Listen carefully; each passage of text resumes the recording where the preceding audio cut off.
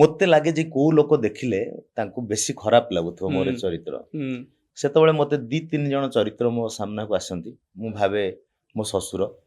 ତାଙ୍କୁ ଖରାପ ଲାଗେ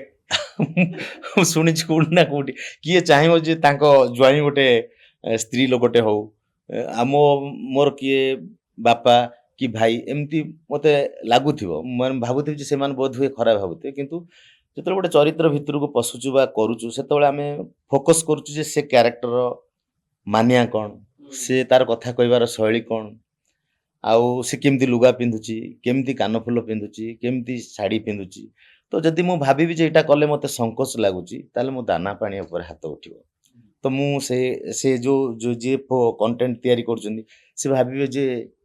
ଏଇ କ୍ୟାରେକ୍ଟରଟା ଲସ୍ ହେଲା ଏଇ ଘଟଣାଟା ଇସ୍ୟୁ ହେଇଛି ଆକୁ ଆମେ କରିପାରୁନୁ ତ ସେଠି ଗୋଟେ ସମସ୍ୟା ତିଆରି ହବ ସେଥିପାଇଁ ପେଶାକୁ ସମ୍ମାନ ଦେଇକିରି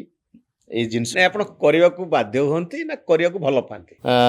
ପ୍ରଥମେ ବାଧ୍ୟ ହଉଥିଲି ଯେତେବେଳେ ମୁଁ ଦେଖିଲି ଏଇଟା କରିବାକୁ ମତେ ପଡିବ ତ ଗୋଟେ ଚରିତ୍ରକୁ ଭଲ ନ ପାଇଲେ ତ କରିହବନି ମୁଁ ଯଦି ଶାଢ଼ୀ ପିନ୍ଧିକିରି ବସିବି ମୁଁ ଭାବୁଥିବି ମୁଁ ଗୋଟେ ପୁଅ ପିଲାଟେ ମୁଁ ଶଙ୍କର ମୁଁ ଗୋଟେ ଜବରଦସ୍ତି କରୁଛି ଆଚ୍ଛା ଅପରାଜିତା ମ୍ୟାଡାମ ସୁଲୋଚନା ମ୍ୟାଡାମ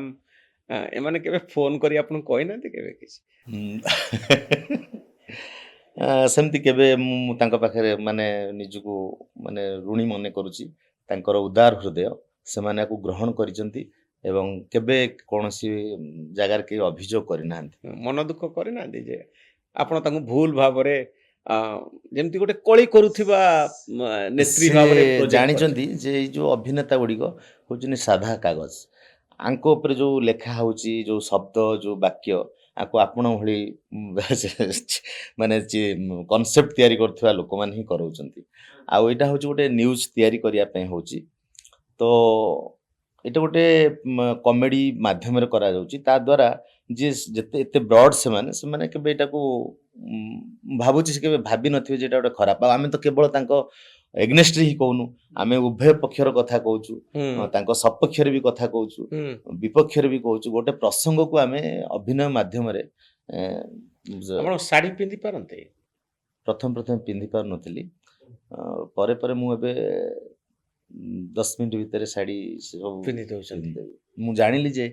ଶାଢ଼ୀ ପିନ୍ଧିଲା ପରେ ଯେ ଗୋଟେ ସ୍ତ୍ରୀ ଲୋକ